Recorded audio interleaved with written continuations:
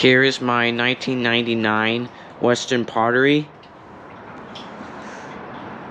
on a high bucket tank.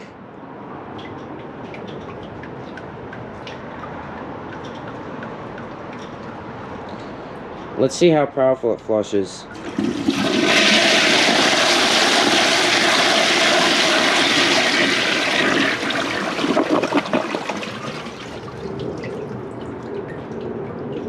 The flush looks like it's very violent.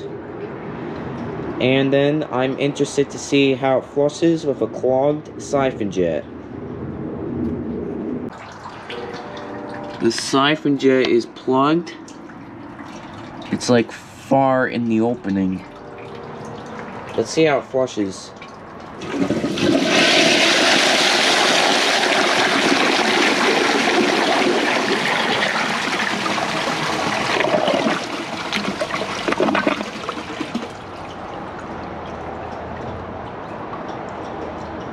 I thought it looks like it's gonna explode, but the flush was really swirly and it overflowed right there.